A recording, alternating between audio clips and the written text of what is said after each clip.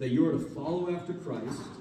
And since Christ is the God-man who has all the fullness of God bodily, if you belong to Christ, Colossians 2 says, you are complete in him. So this is your true identity. This is who you really are. This is where your worth and your value and your significance and all the blessings of God come from. Not who you are by nature, not what you can accomplish with the works of your hands, not what you've done in your past. But look at this. You are complete in him. He is the head of all principality and power. All things are under his feet. He's the head of the church. He's the Lord of all heaven and earth. Therefore, what's there to worry about?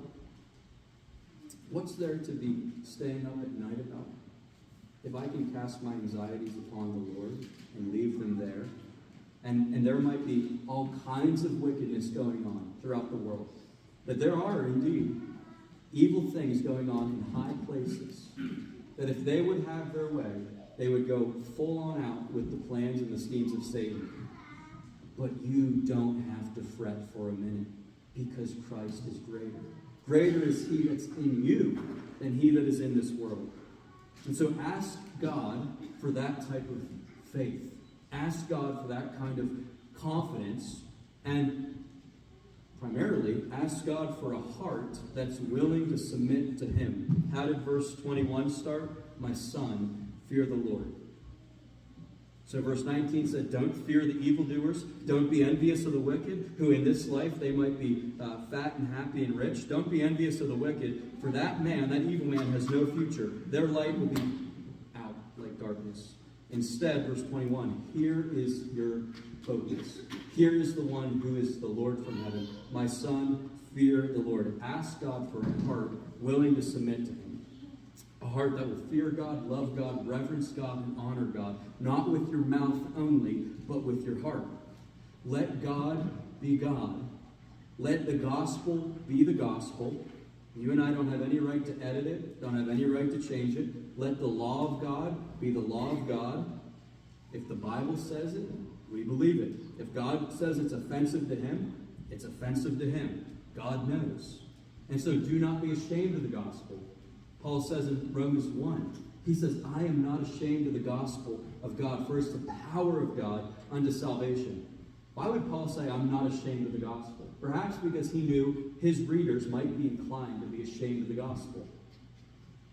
For instance, Paul didn't say, I'm not ashamed to breathe air. Well, because nobody's ashamed to breathe air. But he said, I am not ashamed of the gospel, which is the power of God.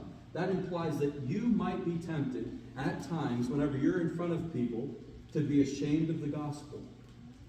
But don't be. Let God be God. Let God be true, though every man is a liar. And share this gospel faithfully, gladly, and frequently. Don't change the message.